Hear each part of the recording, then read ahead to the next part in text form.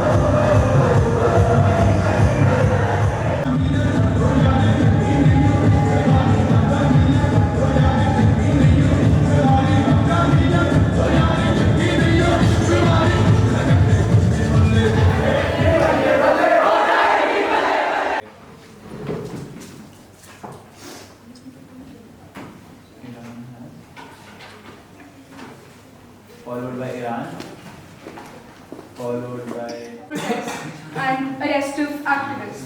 So what is your country doing to protect the freedom of expression and assembly of the Palestinian civilians?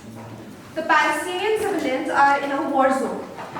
To look after the humanitarian aid, Israel has made all efforts, with the stats of over 3,75,000 tons of aid being provided to them. Freedom of speech and expression has been suppressed by Hamas, the group. Because if you see interviews, the Hamas political bureau, they do not give their citizens the right of expression or speech. If you see the aerial evidences, they even roadblocks while they're evacuating. So it is not Israel's fault that the Palestinian citizens are not getting. Israel is not responsible for Palestinian citizens' freedom of speech and expression. Their leaders should abide by their rights. Israel is taking care of and equal protection of laws. It is under Article 14, जो बताता है कि no one will get privilege. इसका मतलब ये है कि अगर you say कि हम Muslims के लिए this law is not applicable, but there is a say कि अगर आप दो लोगों को compare कर रहे हैं, Bangladesh, Afghanistan and Pakistan is Islamic countries, but India is a secular country. And under this equality before law and equal protection of laws, इसमें ये है कि हम दो similarities, क्योंकि ये दोनों एक similar stand नहीं है. Muslims who make up at least 15% of the country's population. The Act is violative of Article 14 of the Constitution that guarantees the right to equality to both the citizens and foreigners, and the principle of secularism enshrined in the preamble of Constitution. आप लोग वैसे India के लोगों को employment नहीं दे पा रहे हैं, और जो बाहर से लोग आएंगे आप उन्हें कैसे दे पाएंगे?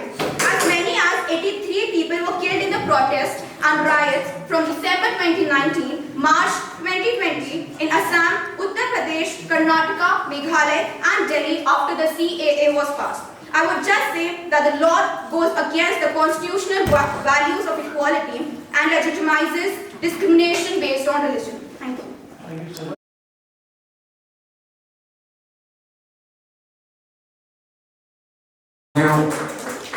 We have Longview Public School representing India.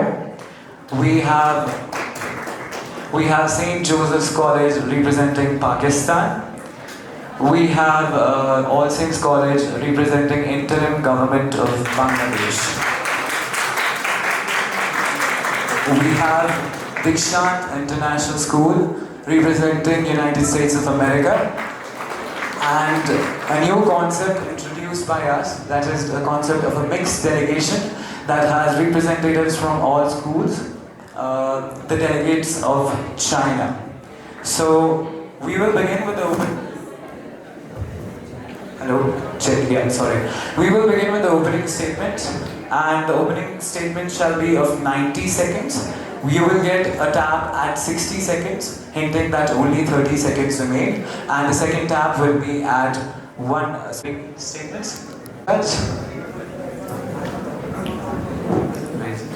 For the opening statements, please ring up the cards.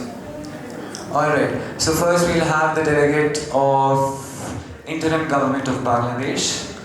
Then we'll have the delegation from USA. Then we'll have the delegation from Awami League. Then followed by China, India and Pakistan.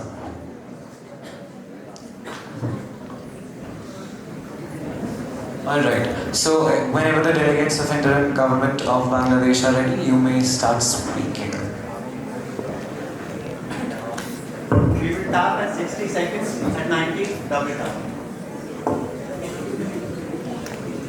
Let the people, not political parties, decide the interim government's role. Greetings to all. We are well acquainted with the fact that the People's Republic of Bangladesh is in a state of turmoil and depravement.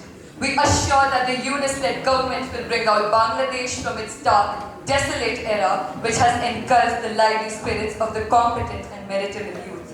Now that the interim government has been formed, we will address the religious and ethnical concerns of the people, and we will unite everyone, and we will communal tension and strive for a Bangladesh that's inclusive and protective umbrella for all its people. We will eradicate the autocratic rule fostered by Sheikh Hasina, and we will emerge as one of the most prosperous, sustaining, and proletarian nations of the world because we strive to create an equal and just nation. The dark, dismal days of Sheikh Hasina's totalitarian reign are over. The new government of Bangladesh will ensure social cohesion and enrich livelihood spheres, and it will be the economic, social, or political cavalcade. A government will manage the country's affairs effectively through a governance that is both sovereign and democratic spirit. Thank you. Alright, thank you, Delegate. Are there any points on the floor, Delegates? Delegate, to what point do you rise? Granted. Long please. While the interim government advocates to form an equal and just society, may you please tell what is the interim government doing about its own violations against the Hindus present in Bangladesh? The interim government first will ensure that everyone in Bangladesh is fine, the situation is calmed down, no more riots are taking place, no more people are dying. Then, for the Hindus, the interim government of Bangladesh ensure that no one is going to die, no minority is going to die. We will create one Bangladesh. Thank you. Yes, sir. Distinguished Chair, esteemed representatives, the United States stands before you today deeply committed to the stability, prosperity, and democratic values of Bangladesh. However, we are also acutely aware of the challenges that Bangladesh faces today. The United States is concerned about the ongoing political tensions, human rights issues, and threats to democratic institutions in the country. We have observed with concern the increasing restrictions on freedom of expression, the press, and civil society. A vibrant democracy requires open dialogue, respect for human rights, and the ability of all citizens to participate freely in the political process.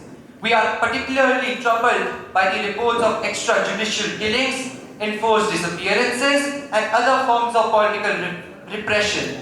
The United States strongly believes that accountability, transparency, and the rule of law are cornerstones of a stable and just society. We call on the government of Bangladesh to uphold these principles and to ensure that all actions taken by the authorities are consistent with international human rights standards. In conclusion, we urge all stakeholders in Bangladesh to engage in constructive dialogue, to respect democratic principles, and to work towards solutions that uphold the rights and dignity of all Bangladeshis. Thank you. Thank you so much, Delegate. Are there any points on the floor? Delegate, to what point do you rise? Point of information. Granted. Their concern for the government and the interim government in Bangladesh. I would like to ask all the delegates of America. Every single time US has been concerned for a nation, that nation has faced severe consequences. May it be Afghanistan, Iraq, or Cuba. Would the interim government in Bangladesh and the people of Bangladesh suffer like these people in Afghanistan, Iraq, and Cuba have done? Of India. Thank you for the question, the delegate of India. If you look, we ushered peace into Afghanistan. The time of 2010 was the time when terrorist activities in Bangladesh, in Afghanistan was the lowest, and we see there was a democratic government representing the people of Afghanistan. Please let me complete.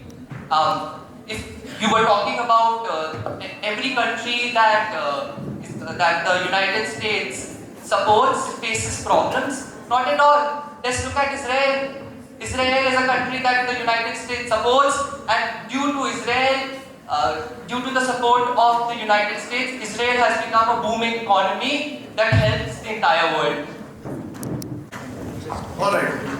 First of all, you talked about how peace was ensured in Afghanistan. Peace was ensured in Afghanistan by letting them and lefting them in the hands of Taliban. That is how peace is ensured in a country.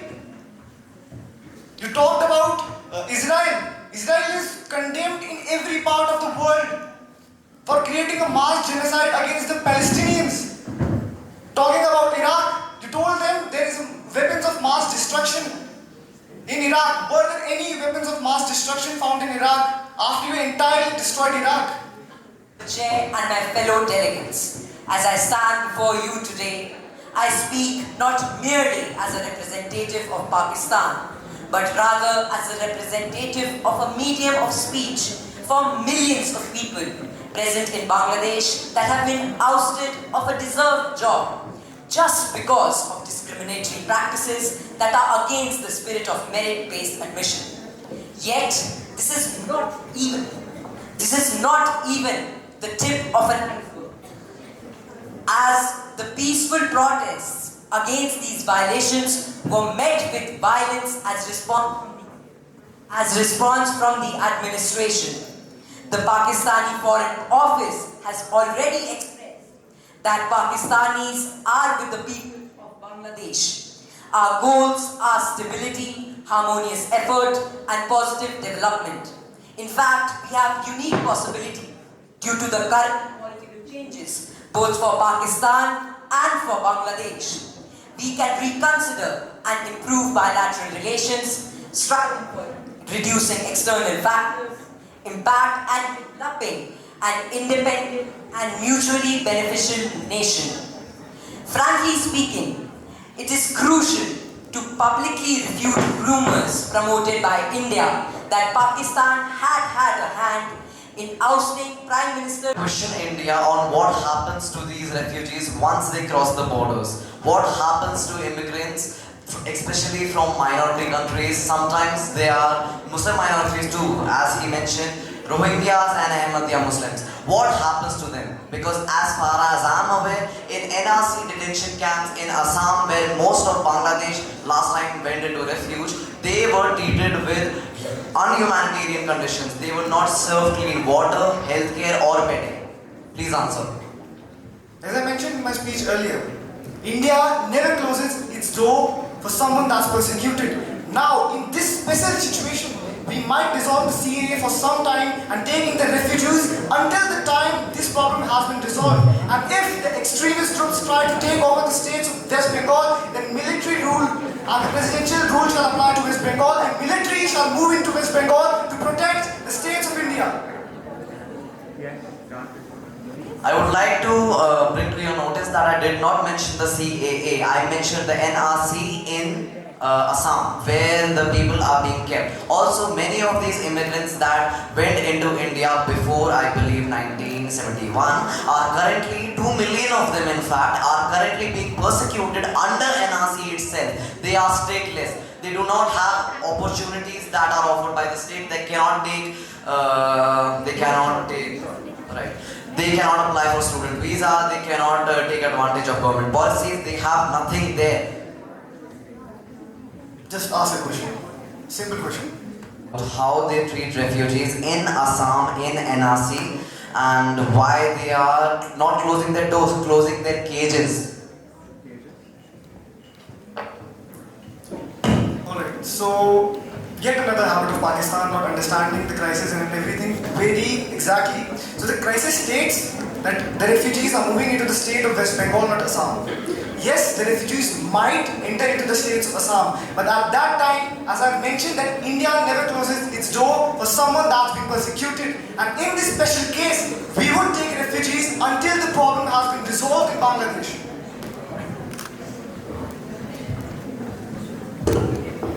Bangladesh followed by US. India said that it will not meddle in the crisis of Bangladesh, but even after that, it is hosting the main person behind the crisis, Hasina, as a refugee.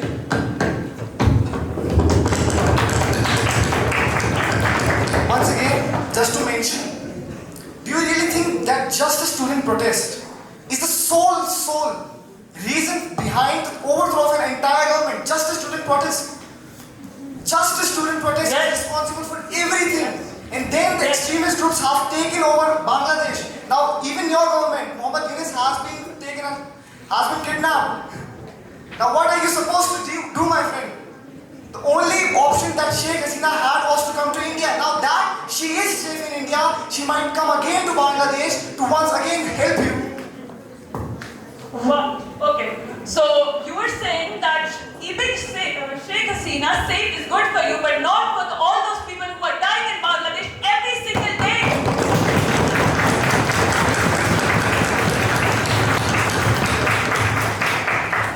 We have kept Sheikh Hasina so that she is safe. If she had died in Bangladesh due to any of these extremist groups, who would have governed Bangladesh? It would have turned to Pakistan under Pervez Musharraf.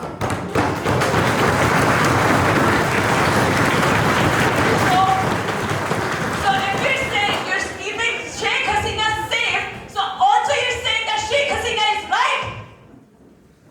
Right with everything she's doing in Bangladesh or did in Bangladesh, all those protests? Hold on.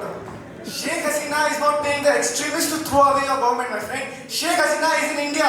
Right now she has no say over Bangladesh. Now if she goes again into Bangladesh to safeguard your people's right because the military has taken over, do you really think under military even the majorities of your country are safe? So you think Sheikh Hasina safe, keep the majority of countries safe?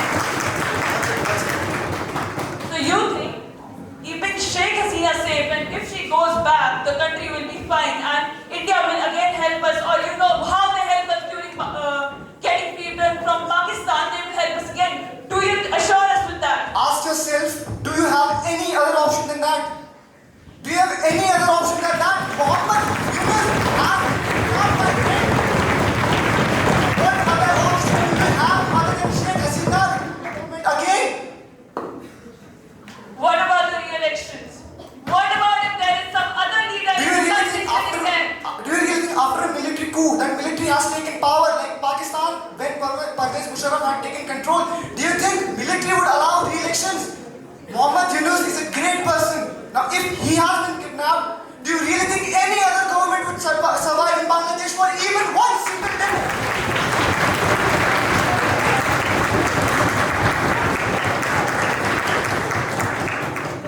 And esteemed delegates, Bangladesh is in a really bad situation this evening. In Bangladesh, there has been violence targeting minority groups, causing many people to flee to India, particularly West Bengal. This crisis has been made worse by extremist groups such as ISIS and extremist right-wing demonstrations within India. The capture of humanitarianist leader Muhammad Yunus and the recent military coup d'etat are an illustration of how grave the situation is. The rising brutality and its potential to spread into the West Bengal seriously threaten regional stability.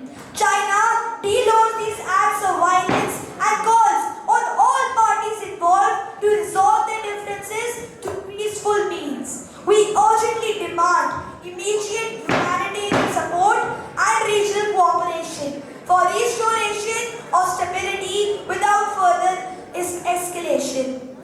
Thank you so much, Delegate, for that well-given speech. Next, we have a delegation from Pakistan. No rebuttals. Next speaker on the list, delegation from Pakistan.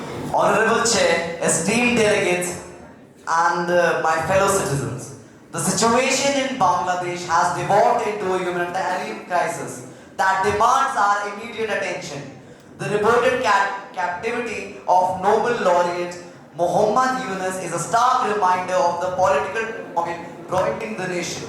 We witness rampant mob violence targeting vulnerable Muslim minority communities and a deeply troubling reflection of rising extremism, including troubling endorsements from IS-backed factions.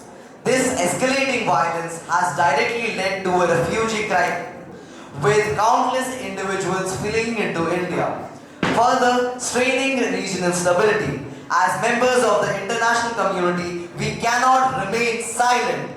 Pakistan calls for robust humanitarian intervention and urgent measures to safeguard minority rights and human dignity. We must unite against all forms of violence. Thank you. Thank you. Alright, thank you so much to all the delegates that took part in this General Assembly. This General Assembly now stands concluded.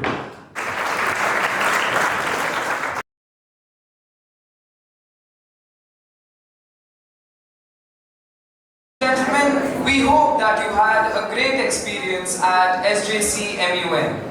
In this intense exchange of words amongst delegates that we have had in the various committees, the unifying and stellar role of our esteemed executive board members cannot be expressed in words. As a token of gratitude towards their commitment and unwavering support, we will now have a memento presentation for the executive board members. I will now request Brother Jerome Manuel to come up on stage and give out the mementos for the same.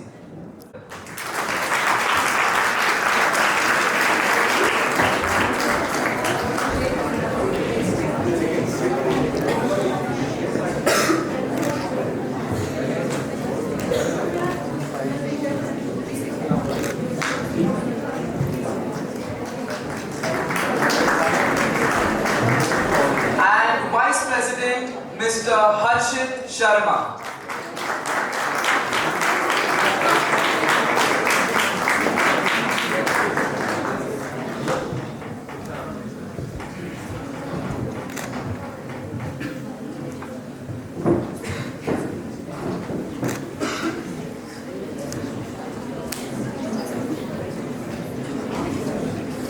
For the committee, United Nations Commission for the Status of Women, we have Chairperson Mr. Vimal Mishra.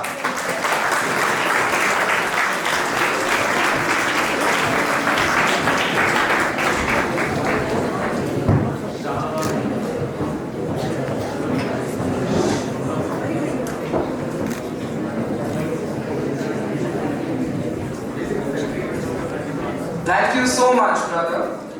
May I now call upon stage Brother Lawrence to kindly give out the next set of mementos.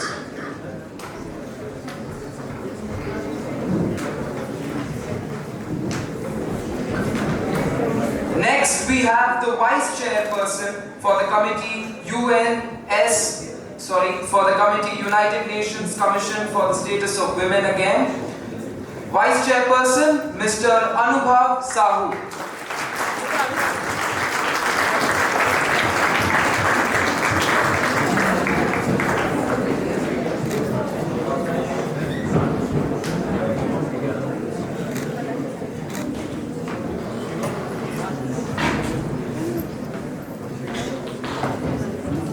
For the committee UNGA DISEC, we have Chairperson Mr. Parth Bhatt.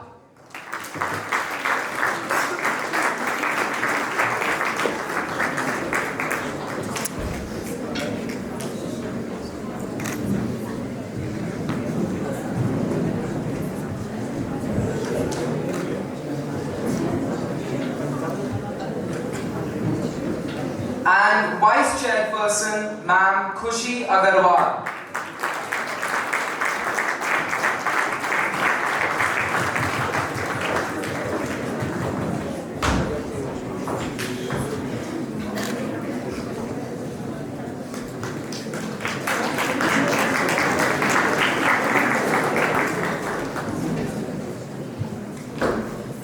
Thank you so much, brother. May I now call upon stage Ma'am Zeba Raza to kindly give out the next set.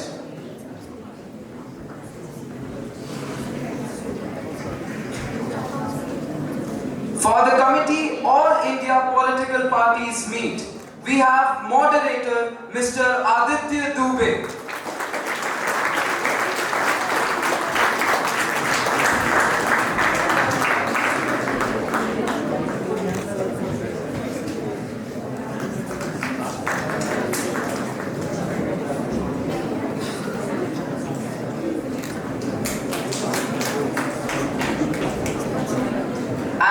Deputy Mr. Satvik Upadhyay.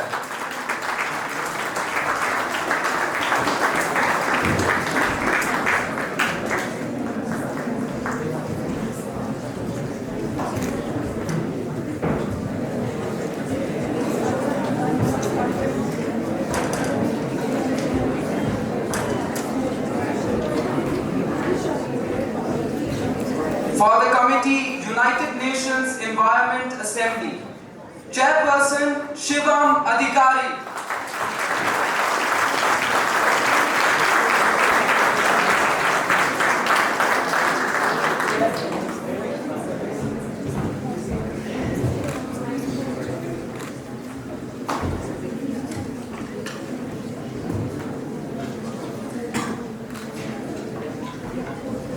Thank you so much, ma'am.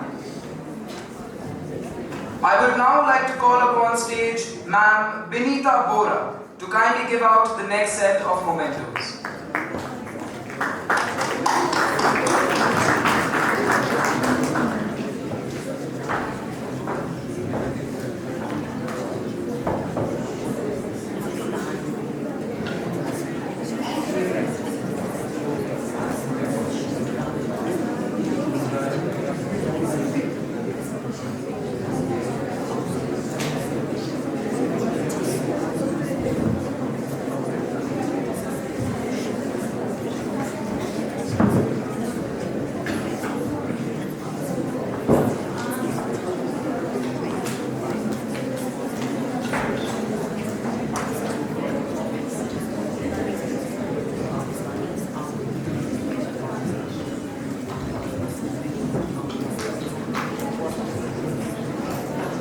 For the committee UNEA, we have co-chairperson Mr. Shrijan Sharma.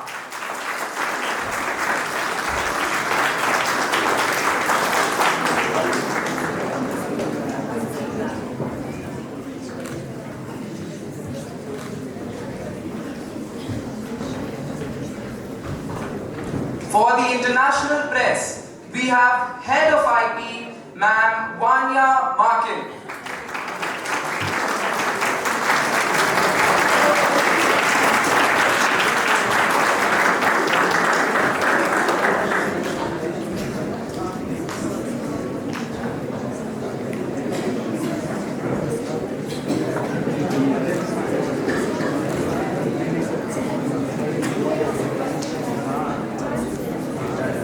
And head of photography, Mr. Gaurav Berwa.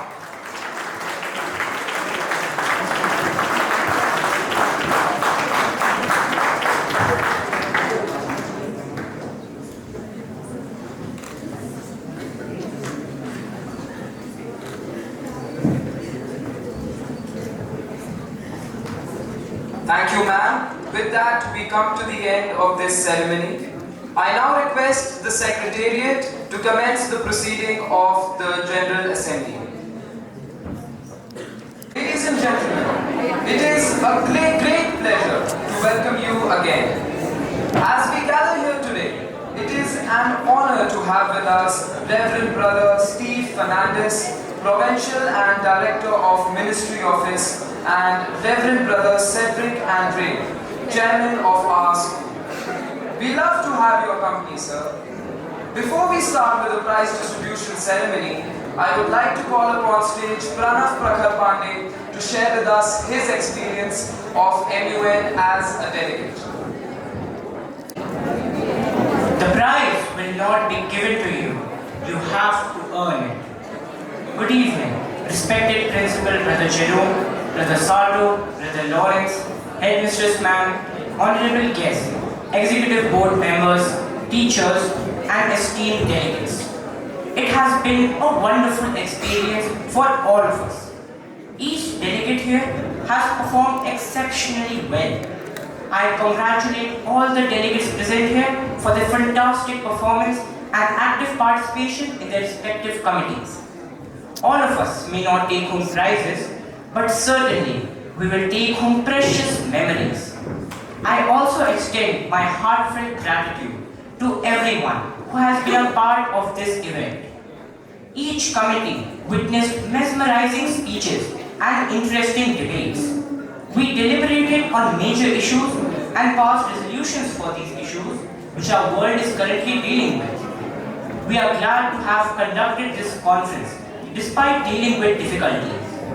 This conference is a result of the hard work and efforts put in by our Secretariat, and now we are finally here for the closing ceremony. We, as delegates, not only worked on solutions, but also developed essential speaking and communication skills, and also made friends. It is quite saddening to realize that we are almost approaching the end of our event, but we're glad that we were able to do so many constructive things in this conference. As we now near our prize distribution, I would like to conclude the speech with a quote. Without ambition, one starts nothing. Without work, one finishes nothing. Thank you.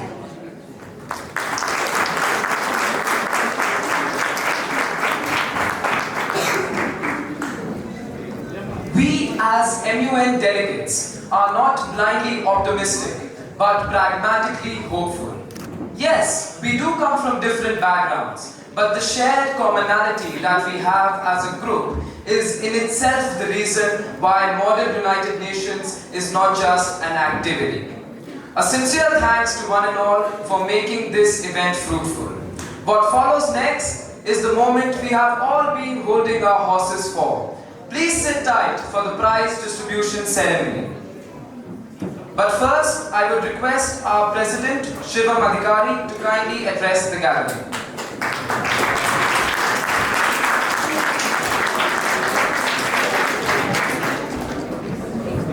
Good evening, everyone.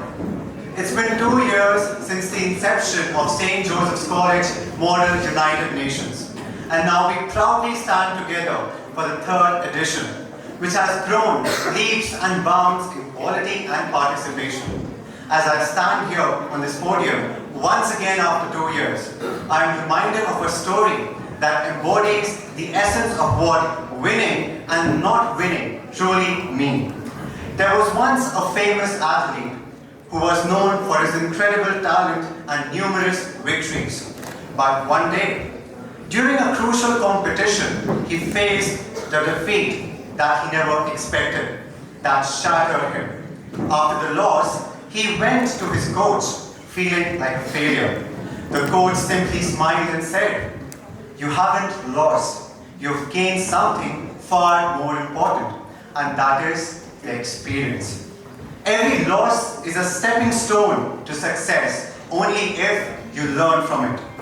Years later, that athlete became a champion, not just because of the skill, but because of his resilience, his ability to rise after every fall, and his understanding that winning is not just about crossing the finishing line first, but about the journey and the lessons learned along the way.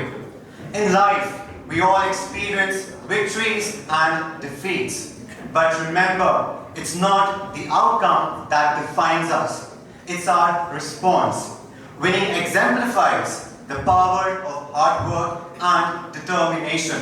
But not winning can teach us humility, perseverance, and the importance of never giving up.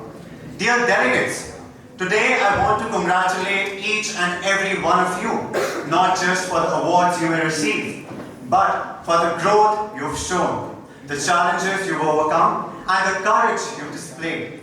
Whether you walk away with a trophy or not, know that you've already won something far more important than that, and that is the experience and knowledge that will guide you in your future. As we close this chapter of this conference, I ask you all to give yourselves a big round of applause for the wonderful performance.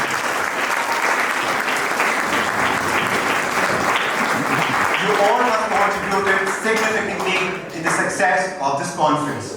Remember, the true victory lies in the journey and the lessons that you learn from it, and in the strength you find within yourself to keep moving, no matter the outcome. Thank you.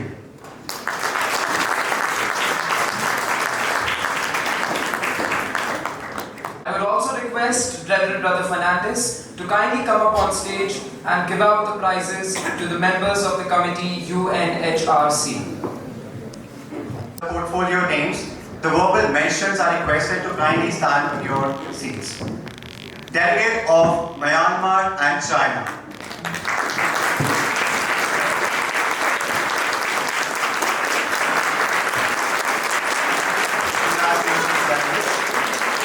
In no particular order, the award for the special mentions goes to Delegate of Japan, Delegate of Pakistan, and Palestine.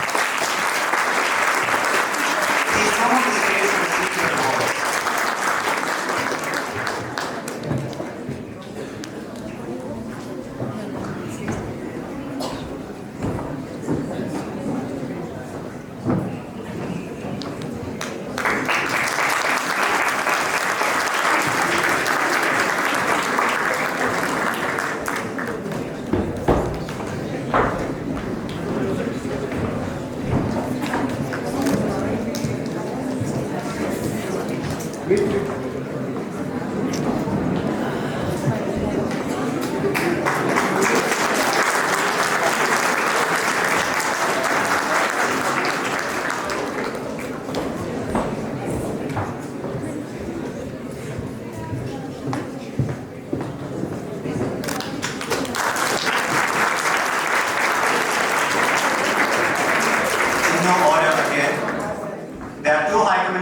For each committee. The High Commendation 1 for the committee UNHRC goes to the Delegate of Iran.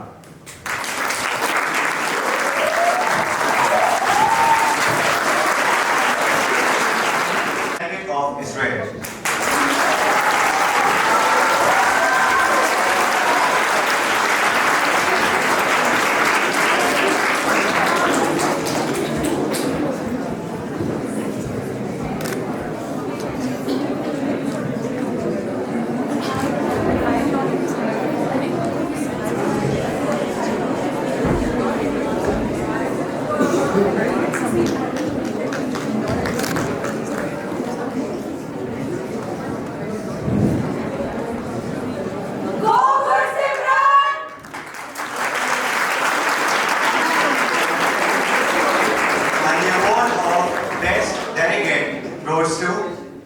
Any guesses?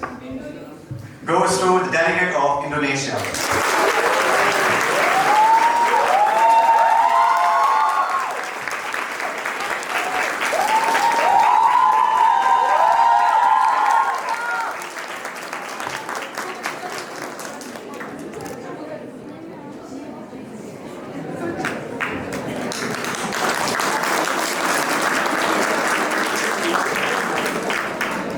Thank you so much, brother. I will now request Reverend Brother Cedric to come up on stage and give out the prizes to the members of the committee UNCSW. We have 3 verbal mentions for this committee as well. Kindly rise in your seats. Delegate of Turkey, Lebanon, and Egypt.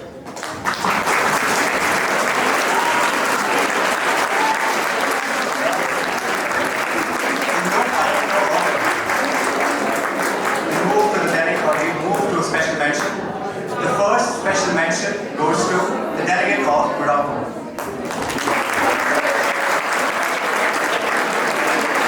Special mention 2 goes to the delegate of Ukraine.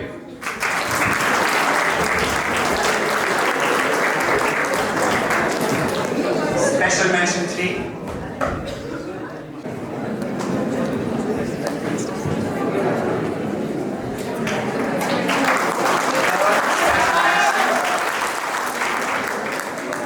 Goes to the delegate of Nigeria.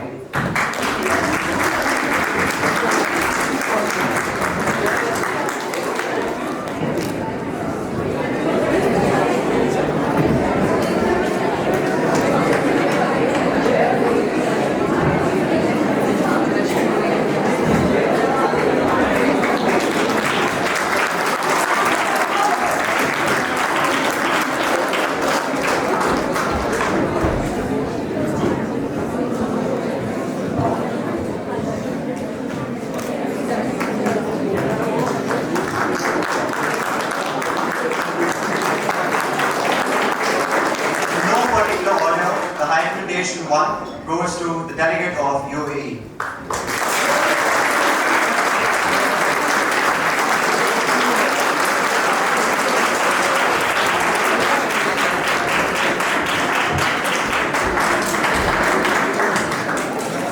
Recommendation 2 goes to the delegate of India.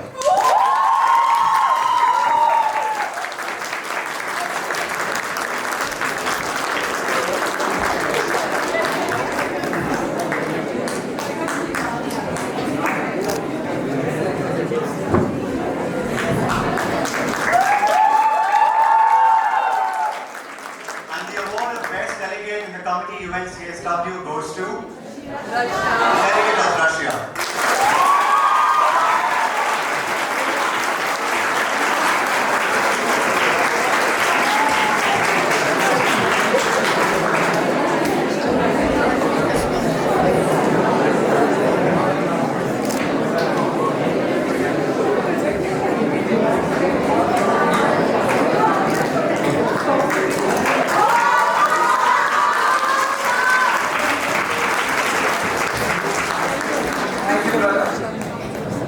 May I now call upon stage our principal, Reverend Brother Jerome Manuel, to come up on stage and give out the prizes to the members of the committee UNGA Dissect.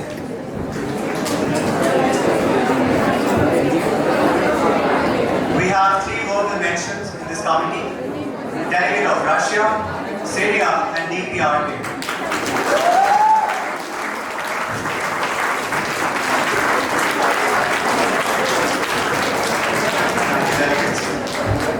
In order, special mention 3 goes to the delegate of South Sudan.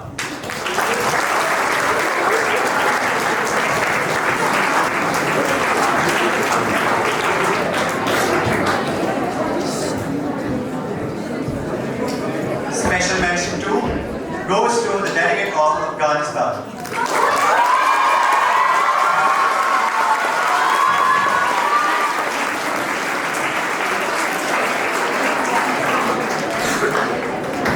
Special mention 1 goes to the delegate of USA.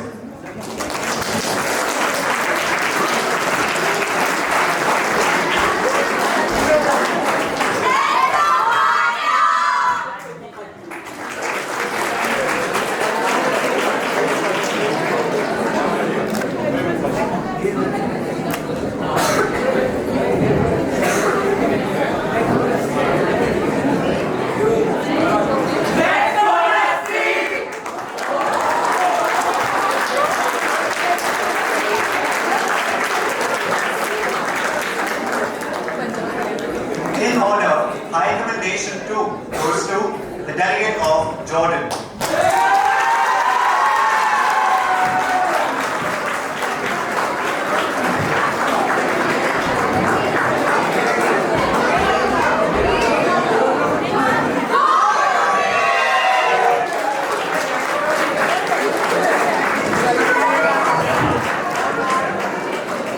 High Recommendation 1 goes to the delegate of Iran.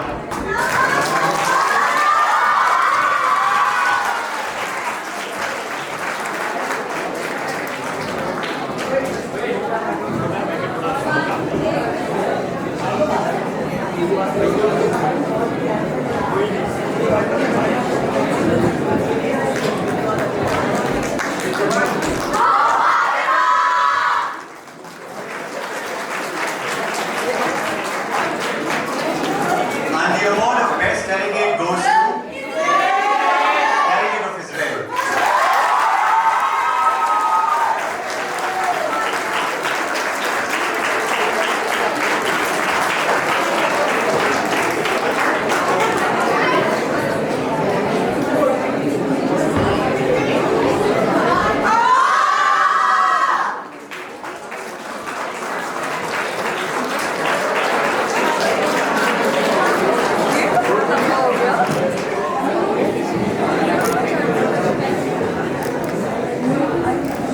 Thank you so much, brother.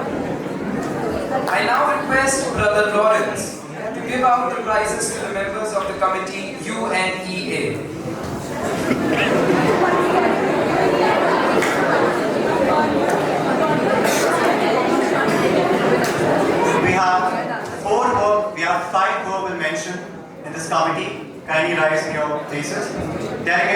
Russia, Sri Lanka, Iran, Pakistan, and Papua New Guinea.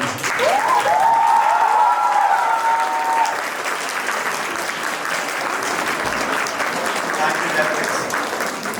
In order, there are 3 special mentions. Special mention 3 goes to the delegate of Japan.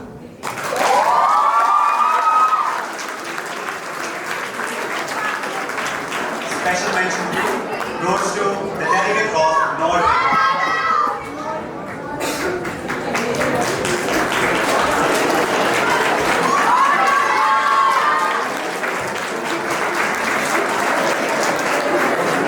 Special mention 1 goes to the delegate of Uganda.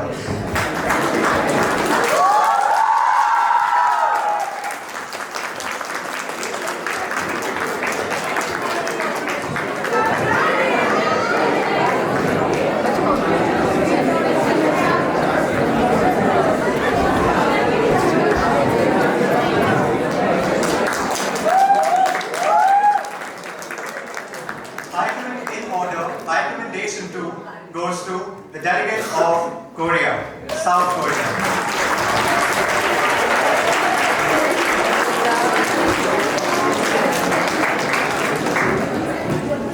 Recommendation 1 goes to the delegate of Singapore.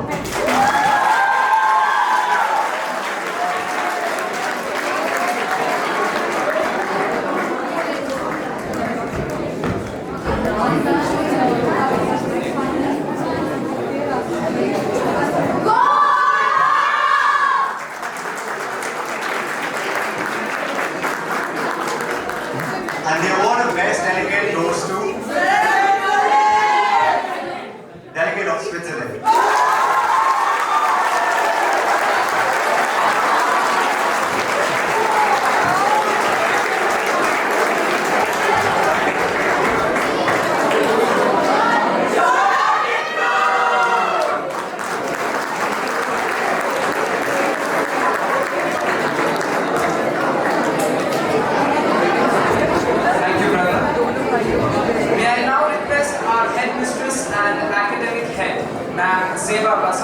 To give out the prizes to the members of the committee AIPPN.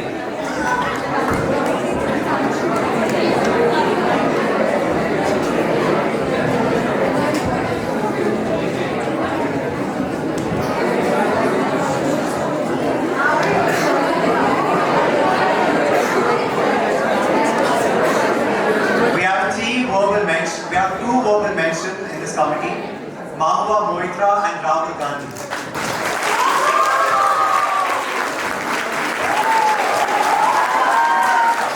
In order, special mention 3 goes to Narendra Modi.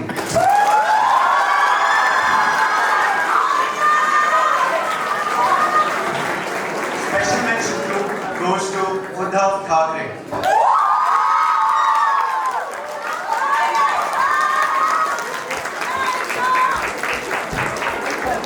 Special mention 1 goes to JP Nadda.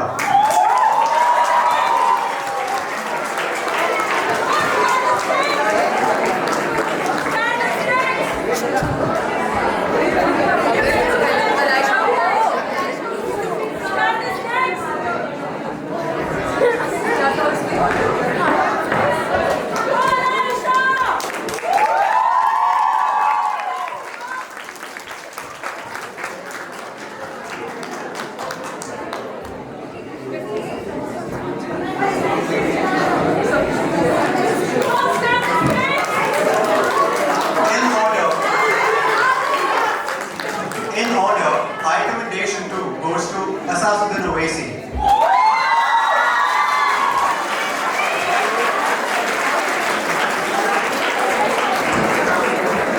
Recommendation 1 goes to Mamta Banerjee.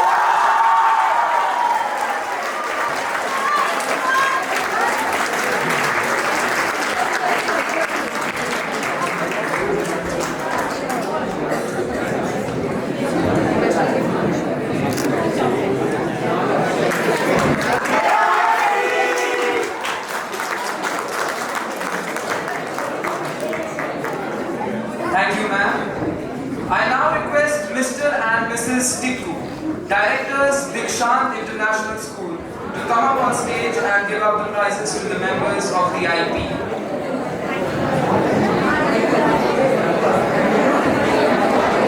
I would request the honorable mention as I announced to kindly rise in your place.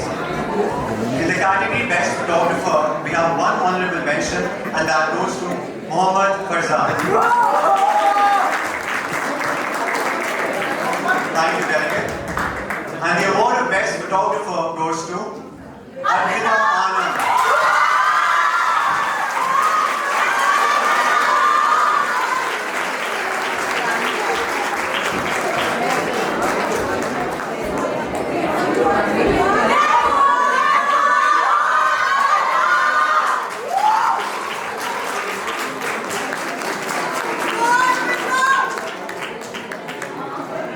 We have two honorable mentions for the category Best Journalist.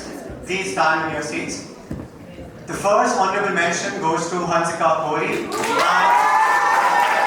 the second is Ashleisha Shah. Congratulations. And the award of Best Journalist goes to Rajyavardhan Tripathi.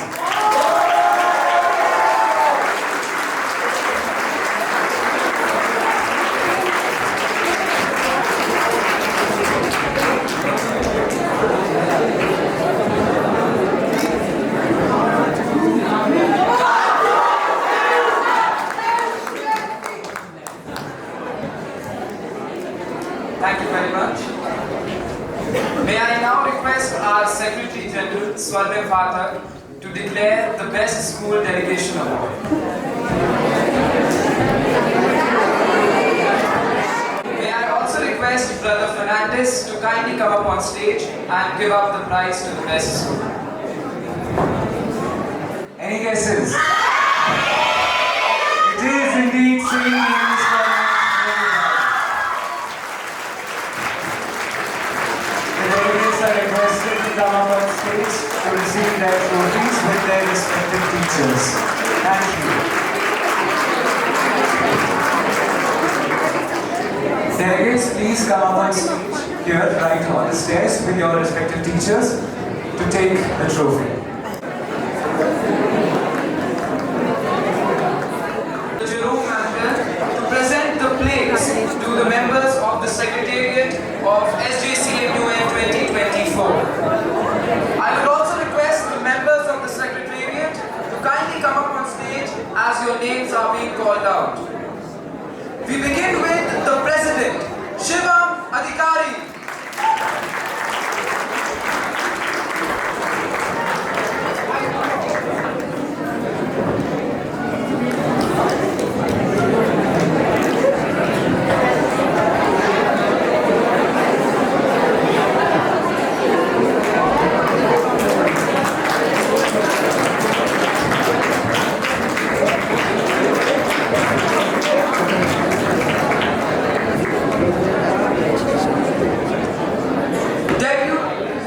Secretary General, Swarnim Phatak.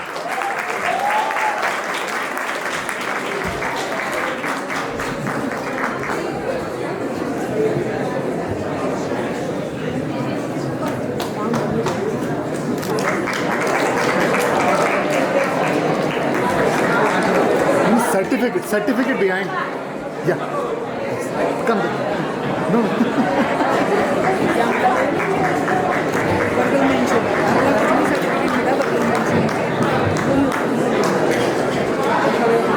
Chief Advisor, Maulik Adhikari.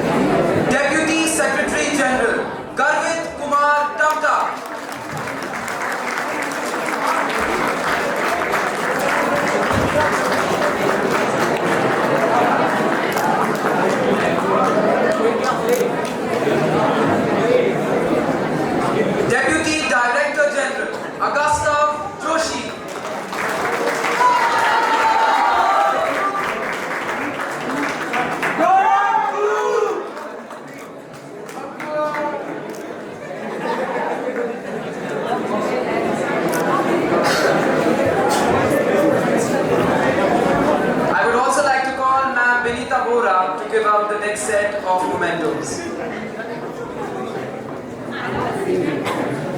In the Junior Secretariat, we have Head of Hospitality, Karan Sati.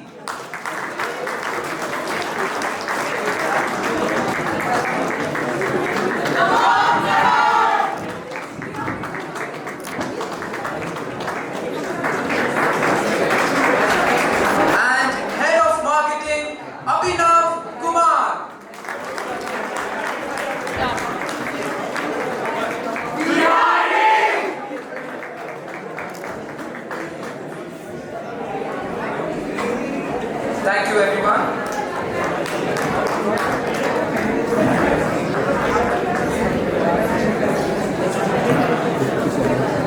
Now we will also have a certificate presentation of the volunteers who have ensured the smooth functioning of this MUN.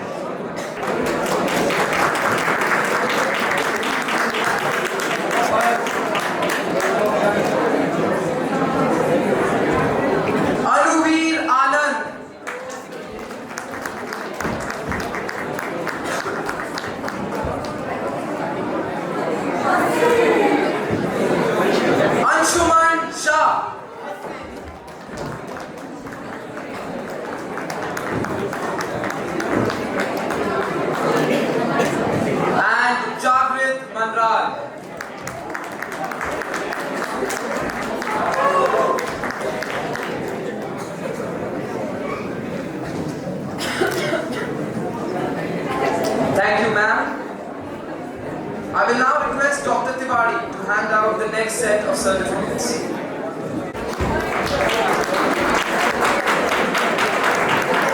Manvendra Shah. Pratmesh Sharma.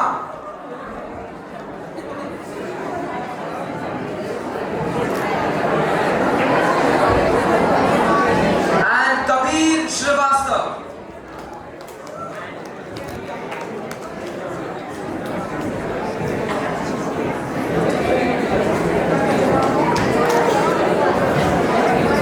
Thank you, sir.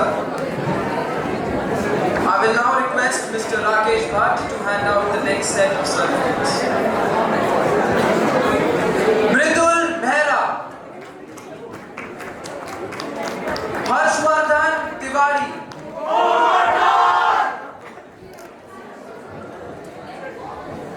Suchetan Pandey.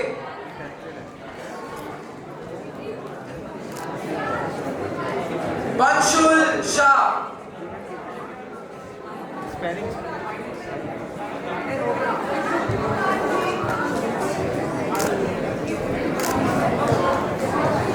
Thank you so much, sir.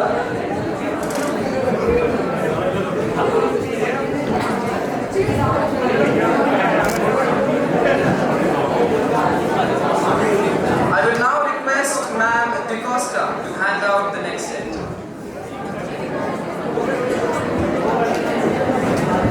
Ishminder Preet Singh. Tanmay Matpal. And Preetam.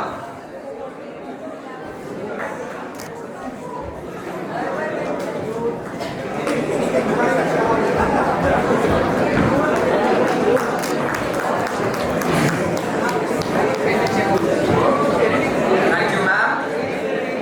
May I now call upon stage our academic head, Ma'am Zeba Raza, to address the gathering.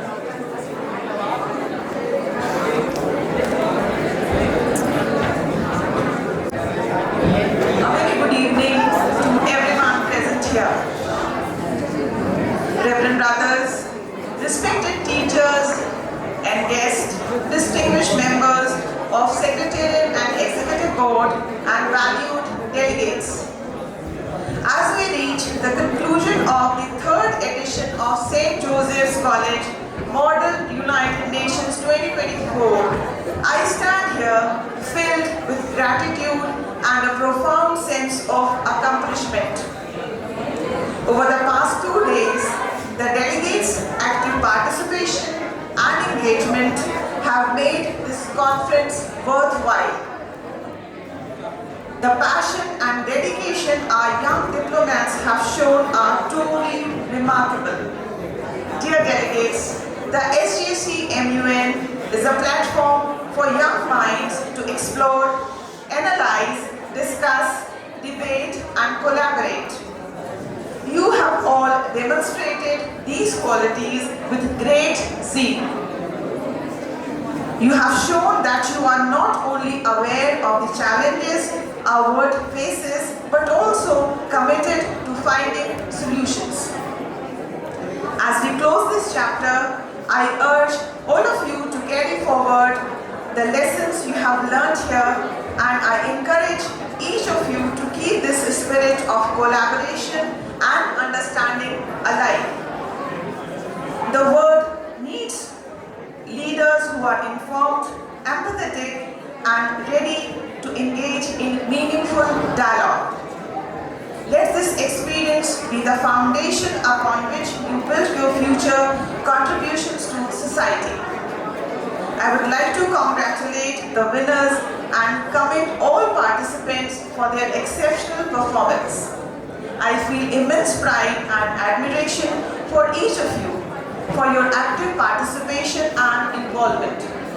I would like to express my gratitude to our organizing team, advisors and mentors for their gratitude and support.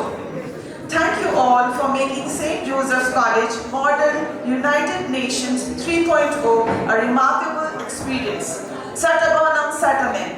Fight the good fight. Thank you. Thank you, ma'am, for being the backbone for this event. May I now call upon stage Ms. Vinita Bora, one of our teacher in charges, to deliver a vote of thanks.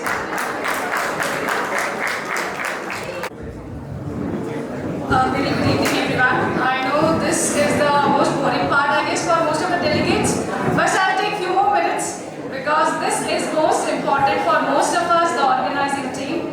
So I stand here, I'm Vinita Bora, and it's my privilege to deliver the vote of thanks for the successful edition of MUN 3.0. I believe a person's greatest emotional need is to be feel appreciated. That's why I'm here. First and foremost, I extend my heartfelt thanks to our principal, Brother Jerome, for granting us the opportunity to organize this event. I would like to express my gratitude to Brother Sato, right now he's not present among us, who was a constant inspiration for us. I would like to thank Brother Lawrence, who has been our strength and guiding force at every step. And now I must thank our headmistress, Mrs. Zeba Raza, who has been at our side throughout, from the planning to execution. Under your expert guidance, we were able to achieve the success we celebrate. I thank all the guests. Yesterday also we have the chief guests, and today also we have brothers amongst them. So thank you so much, brothers. Thank you so much, Mr. Bhandari, who traveled from Kashipur. Thank you so much. I also thank Mr. and Mrs. Sikku, who were here from yesterday, and they were so dedicated for their students. I really appreciate the way you were there with your students. I thank Mrs. Nagpal, the visionary, who initiated this first MUN at St. Joseph's College, and now it has become a proud tradition. A special thank to Mrs. Knight for her dedication in training our students. I also like to appreciate Mr. Tiwari and Mr. Bhatt, who helped our students for the research work, and to all my staff members who are working behind the screens, who are working from last few months on this. I would like to extend my gratitude to the teacher in charges of the participating school, Dr. Bhavna Mehra. Now we have become friends. Dr. Kusum Sharma, Miss Anubha Joshi from St. Mary's, Nainital, Mrs. Shani Gupta, Mrs. Divya Singh, Miss Karen and Mr. Sanjeev from All Saints College, Mrs. Vasila Pandey and Mrs. Renu Pandey from Dikshant International, and Mr. Mukesh and Mrs. Kavita Singhal from Longview Public School. Thank you for bringing your students here. A special thanks to executive boards, those who have already left, and without their presence, I don't think so this event was possible. Further, I would like to express our deepest appreciation to the Secretariat. Everybody is here. Thank you so much. I know you really worked hard. From past so many months, we were like in a constant contact on phones. Thank you so much, everyone. Thank you so much, boys. A big thank to Mr. Gordon and Mr. Sharma. Those who don't know, they are from our school. And Mr. Sumit is already here amongst us. So they are working constantly and they are making sure that everything is available to us. And I would like to thank our kitchen staff as well as our cleaning staff, those who are working extra time to make this event possible. And at last, but not at the least, I would like to thank and appreciate myself for being a part of this event, because this was a great learning experience for me. Thank you everyone, and thank you Mr. and thank you so much. I want to thank you.